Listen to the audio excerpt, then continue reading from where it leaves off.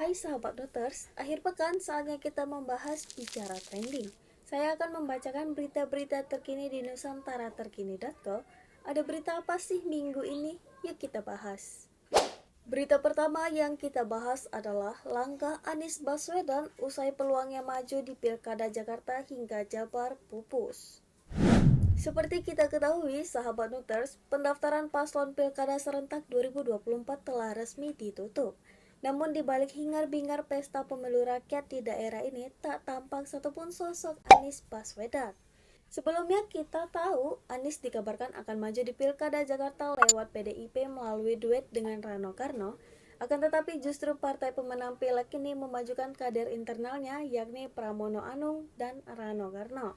Begitupun di Jawa Barat, bekas capres ini digadang-gadang akan dimajukan kembali oleh PDIP. Namun pada akhirnya mantan gubernur Jakarta ini menolak dengan alasan tak ada aspirasi dari masyarakat Pasundan untuk mendukungnya. Nah, pengamat politik Ujang Komarudin menyebut gagalnya Anies Baswedan untuk bertarung pada Pilgub Jakarta merupakan hal yang wajar dalam kontestasi politik. Terlebih Anies bukan orang parpol yang kapan saja bisa ditinggalkan. Hal ini tentu berat dan konsekuensi dari sosok yang bukan bagian dari partai politik.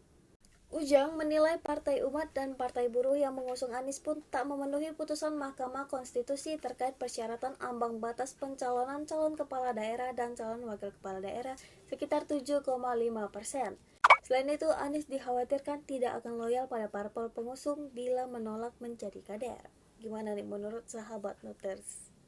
Berita kedua yang kita bahas yakni Kemenkes diminta aktifkan early warning sistem imbas kasus Mpox. Sahabat Nutters, Kementerian Kesehatan Republik Indonesia mencatat adanya 88 kasus cacar monyet atau Mpox di Indonesia hingga saat ini.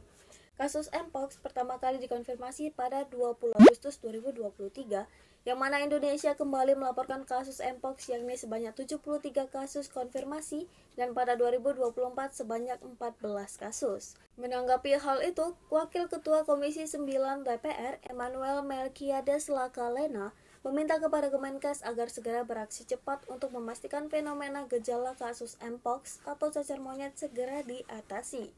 Ia meminta kepada rumah sakit yang telah menjadi rujukan sudah mulai bergerak, kemudian dibatasinya pintu masuk baik itu di udara, laut, dan darat agar dipersiapkan untuk mengantisipasi kasus Mpox ini. Organisasi Kesehatan Dunia pun telah menyatakan status darurat penyebaran Mpox ini nih, sahabat Nutters. Sementara itu, Menteri Kesehatan Budi Gunadi Sadikin mengatakan fatalitas cacar monyet di Indonesia termasuk rendah dan masih terkendali.